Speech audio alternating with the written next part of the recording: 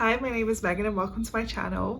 Today I'm going to be doing one of my favourite videos that I binge watch every single year around this time, and that is the Mid-Year Book Freakout Tag. This was originally created on BookTube years and years and years ago. I will tag the original creator down below if I can find them, but this is essentially a mid-year check-in where you go through some different questions and answer them with the books that you've read so far this year. In 2025 so far, I have read 37 books, which isn't too bad.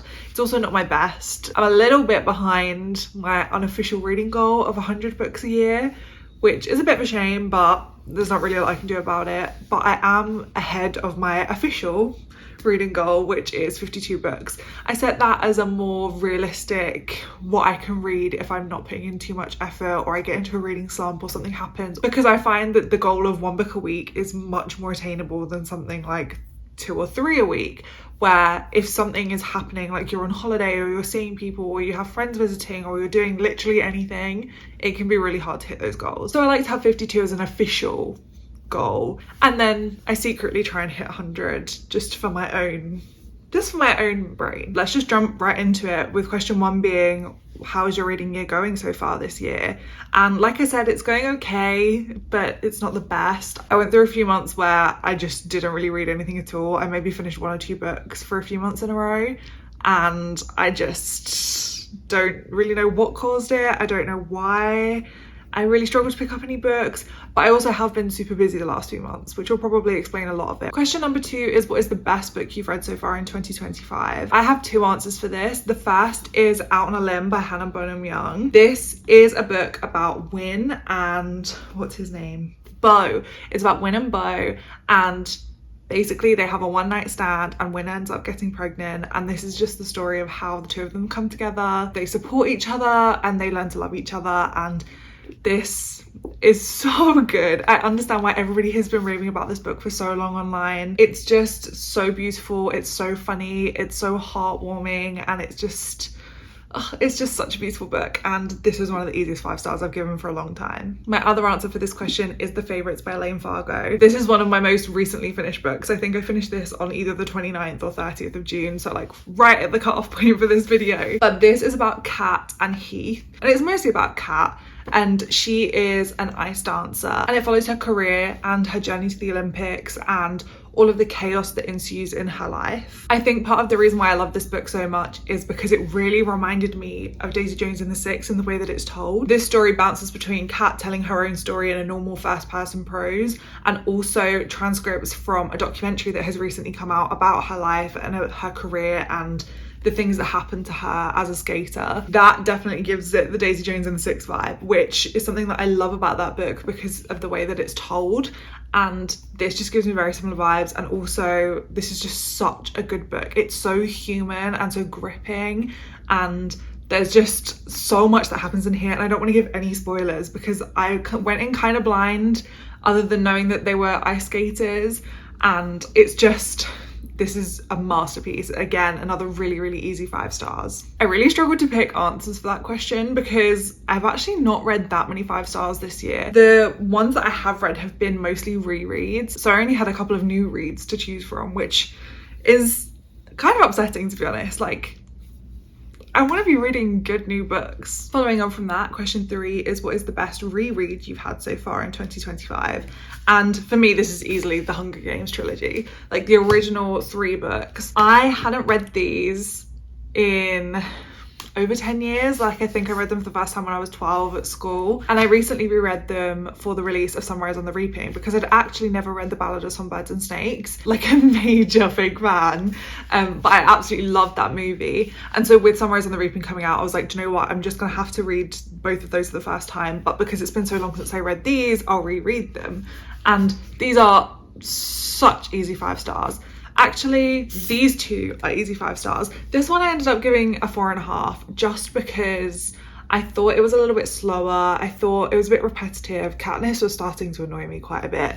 But The Hunger Games and Catching Fire, especially Catching Fire, are some of the easiest 5 stars I've ever given. And I'm really glad that I reread this whole series as an adult, a series just hits so differently. And I was really worried about reading these as an adult because I am kind of going off of reading YA. I don't think there's anything wrong with that. I think I'm just growing out of it a little bit. But I was really worried that these would read too young to me like some YA books do now. And that was not the case at all. I really enjoyed these. I thought they're so beautifully written and they're so heartbreaking and so sad and wonderful, and just I think everybody needs to read The Hunger Games. Question 4 is what is the best sequel you've read so far in 2025? And mine is Wyatt by Jessica Peterson. This is the second book in the Lucky River Ranch series, which is a cowboy romance series, and that is something that I have been getting into recently, which I understand why everybody's obsessed with cowboy romances. All of the Lucky River Ranch books are for an individual brother, so I believe there's 5 of them, and 3 of the books are out so far. It's Cash, Wyatt and Sawyer, and I've read the 3 that are out so far. I actually only read Cash earlier this year as well, so choosing Sawyer is a bit of a cop-out. Like, I haven't read too many sequels or like new sequels that have come out only this year. This series is so just unbelievable. This series is just so good. I highly recommend it if you haven't read it and you like cowboy romances. It's definitely got the cowboy vibes, it's definitely got the spicy vibes, and there is just nothing better than Slutty Cowboys. I really enjoyed the first book in this series, Cash, and then Sawyer I think is like as good as or almost as good as Cash. I just finished Wyatt recently and I did enjoy it. I just don't think I liked it as much as the previous 2, but it is still, again, very, very worth it. Like I said, these books just bring all the vibes, so I highly recommend them all. And I'm not quite sure when the next book in the series is due to come out. I think it might be later this year, so I'm just hoping and praying that it's soon so I can carry on. Question 5 is what is a new release that you haven't read yet but you want to? And my answer for this is Say You'll Remember Me by Abby Jimenez. I am a big Abby Jimenez stan. Her Part of Your World trilogy, I think that's the official series name, I'm not really sure, is so unbelievably well written and so unbelievably heartbreaking. It's one of my favorite standalone like trilogies ever, but also like each of the individual books, some of my favorite books ever. They're all so good, and this is just, I'm hoping it's gonna be good. And for some reason I put off reading it when I first got it in the mail a couple of months ago, but I've now been putting it off because I've been hearing some not great things about it, which is really disappointing. I'm not saying that I'm not gonna like it, but I'm just a bit worried, and I think that's why I've been delaying it a bit. I just have to get around to it at some point before I get spoiled, because otherwise I'm gonna get really upset. So this is a must read for me, and I've got to get around to it sometime soon. Question number 6 is what is your most anticipated book in the second half of the year? And this is a question that I really struggled with because I don't really know of many books that are coming out in the second half of this year.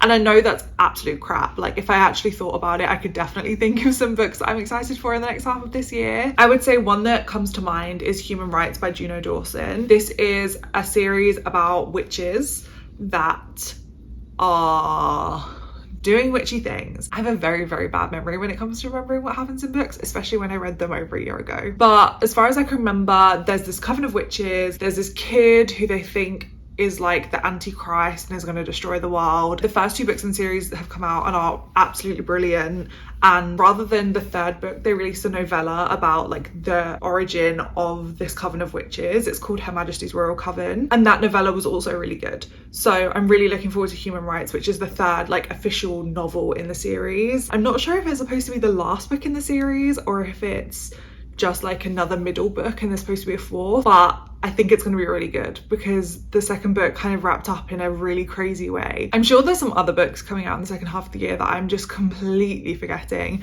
I know that Ali Hazelwood has another book coming out, but I believe it's the 2nd book in the Bride series, and I haven't actually read Bride, but I'm sure she recently announced another book as well. Like I said, I'm definitely forgetting things, but I just don't keep that up to date with releases anymore, I'm sorry. Question number 7 is what is the worst book you've read so far in 2025? I wouldn't say that I've read that many really bad books. I've just read a lot of average books so far this year, which I think is part of the reason why I went into a slump, because I wasn't reading anything that I really was loving. But if I had to choose one book, I would say When the Moon Hatched by Sarah A. Parker. I think this could go into like the disappointing category of this video, but for me, it was really hyped up, but I was seeing really split opinions on the book. So I was like, I'm gonna read it myself and give my 2 cents.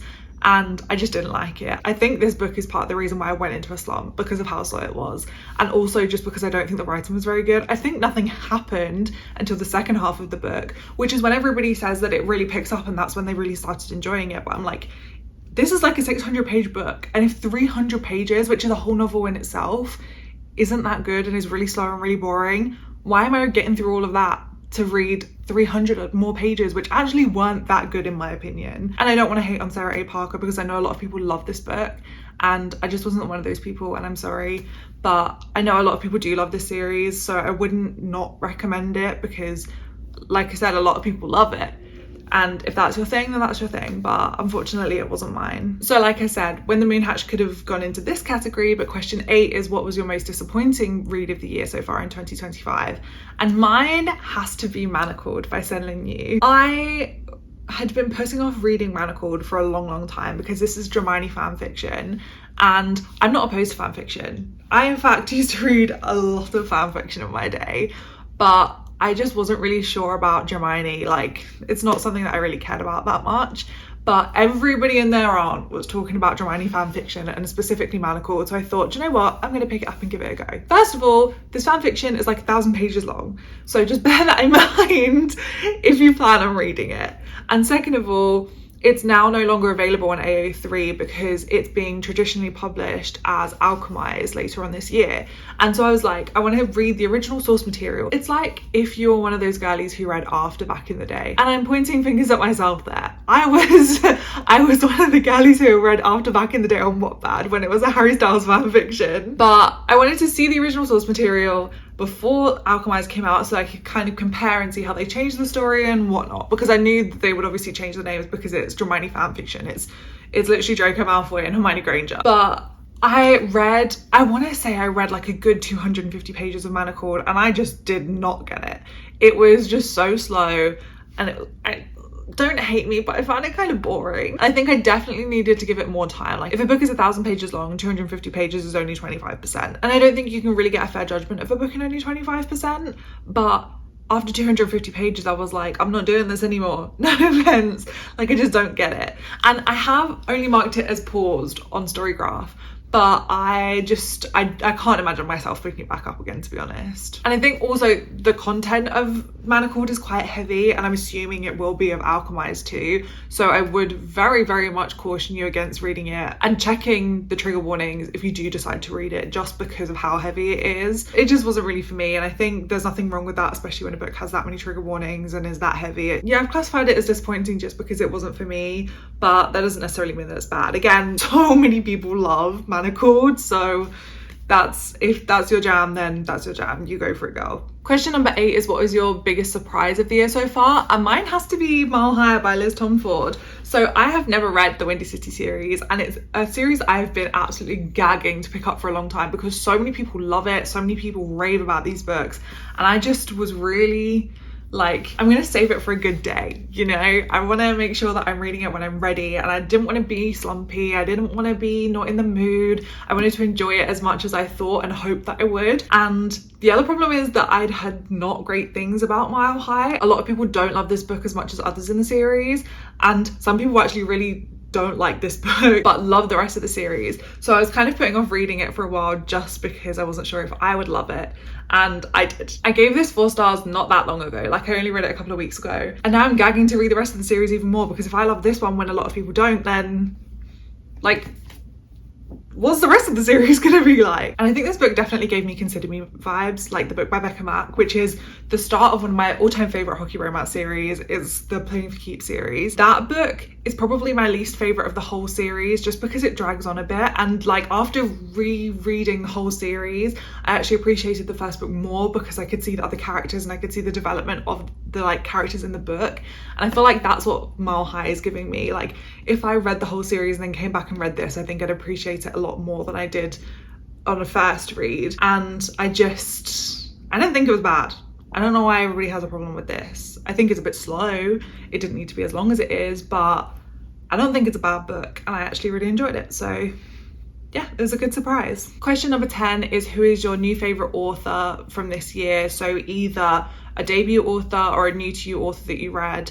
And I chose Jessica Peterson for this. She is the author of the Lucky Rebel Ranch series, which I mentioned earlier. And I just think like those 3 books I read are so good, and it's really made me want to read her backlist. Sometimes when you read a new author, it can be like one book's great, another book's okay, and then like you find ones that you like and ones that you don't like. Of that series, all 3 have hit so good so far, so it's really encouraging me to read the rest of her backlist and see if I think the same way about the rest of her books. I know she has, I think, a couple of other series that she's written, so I really want to dive into one of her finished series because I think they could be very, very good to binge. And let me know if you've read any of the other books on her backlist, because I want to know where's a good place to start. Question number 11 is, what book has made you cry this year? And I think there's only one book that works with this question for me, and that is Out on a Limb by Hannah Bonham Young. I didn't really want to mention the same books too many times in this video, but this, like I said, is the only book that's made me cry. And yet again, I will tell you how beautiful this book is. It's just so beautiful.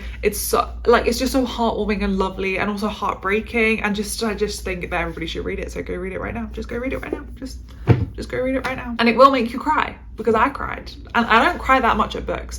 So if that made me cry, then it's gonna make you cry. So be warned. Question 12 is, what is the most beautiful book you've bought so far this year? And I've been trying not to buy as many special editions of books. So I've kind of looked at like the normal editions of books on my bookshelves, and I just don't think you can beat the Rebel Blue Ranch series covers. They are so gorgeous. The whole series is gorgeous, but I specifically chose Wild and Wrangle because this book came out a few months ago. So I obviously bought it this year, and it's just, like, look at it. It's so gorgeous. And I also recently found out from one of Lila Sage's TikToks that all the different covers are set at different times of day, so it like cycles through the day, and that's just gorgeous. And I love a theme, and this is so beautiful, and you actually can't convince me otherwise. It's so gorgeous. Question 13 is, what are some of the books that you want to read by the end of the year? And I have a few for this one. The main one being this is a big stack of books, The Ember Quartet by Salvatore. The first of which is An Ember in the Ashes. This series is so beloved, and I think was quite hyped up on BookTube quite a few years ago, like when the books were coming out, and then people stopped talking about it, and then some big book talkers started reading it and loving it, and so it's kind of come back into the public like psyche again.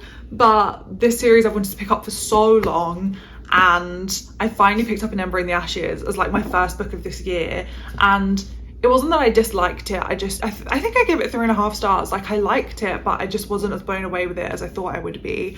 But from what I hear, the books just get better and better, and I don't want to give myself a chance to psych myself out of reading the rest of the books. I want to just pick them up and carry on, because I know that I'm going to enjoy them. It's just a matter of picking them up and getting over myself. So this is a series that I definitely want to prioritize for the rest of the year. And I also want to pick up the rest of Ali Hazelwood's backlist, because I am a big Ali Hazelwood stan. I read The Love Hypothesis when that was her only book that was out, and I just adored it so much.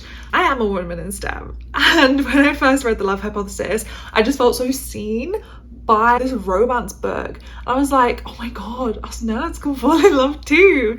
And I remember specifically reading the words like that she was running a Western blot, and I was like, wow, that is actually my life. And I remember Olive in The Love Hypothesis was doing her PhD on pancreatic cancer cells, and at the time I was doing my master's in cancer biology, and I was like, this is just perfect. This book was actually written for me, and I don't care that it was like Raylo fan fiction. It's actually written for me. And I know some people like Ali Hazelwood's writing style, some people don't. Some people think that she just writes the same thing over and over again. I personally eat it up every single time. I have not read an Ali Hazelwood book that I did not enjoy. I think the one that I liked the least was probably Not in Love, and even that was not a bad book. I think I still gave it like 3.5, 4 stars. So I'm just an Ali Hazelwood stan, okay? I will literally read her grocery lists if she lets me. And as far as I can remember, I think the only books of hers that I haven't read so far are Problematic Summer Romance, which is her newest release, and I actually am reading that at the moment. My camera is currently stacked up on top of that book right now because it was the easiest to reach. And also I need to read Checkmate, which is her young adult novel, and Bride, which is her like Omegaverse shifter romance situation thing. But yeah, I love Ali Hazelwood and I really want to pick up the rest of her books, and I'm pretty sure she has another book coming out later this year as well, like I said earlier, although I don't know if that is just the sequel to Bride. It could be that or something else. Oh, and she also has the audiobook, the, what is it called, Two Can Play or something like that,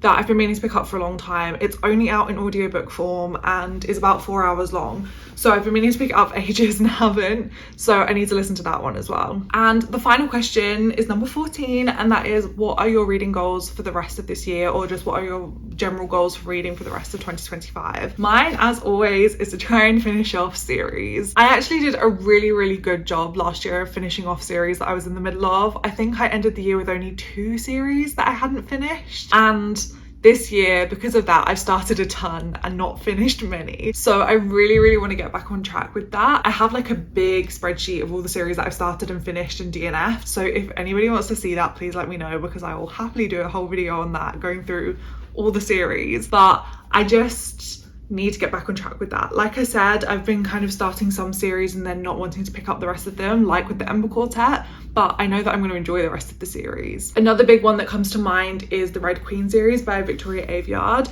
I've actually been enjoying those less as I've been going through them. I just finished King's Cage and that was a 2-star for me, which is really sad because I really loved Red Queen, I think a bit more than I thought I would. So it is a bit disappointing that the series is going downhill for me, but the next book is the last book, so I'm hoping that that one's going to bring it right back up. And off the top of my head, there are a few more series that I need to like catch up with because new books have come out this year. So for example, I know the Campus Diaries series by Al Kennedy, The Charlie Method, came out earlier this year and I haven't read that yet. Or Silent Sparrow, which is the 3rd book in the Butcher and Blackbird series. I can't remember what the series name is called. That's another book where I just need to catch up on that series and then I'm done. And then I have more series like the Windy City series, which, as I said, I started but haven't carried on with yet. So I have a lot that I need to catch up on again, and it's kind of making me a bit anxious because I've just put myself back like into book debt. But it's fine, it's gonna be fine. We still have 6 months to read and catch up on all these series, so it's all gonna be good. But yeah, that is the Mid-Year Book Freakout Tag. Like I said, this is one of my favorite videos every single year on BookTube. I just binge everybody's as they come out in June, July. So I'm really excited to have filmed my own. And I want to thank you all so much for watching, and I will see you next time.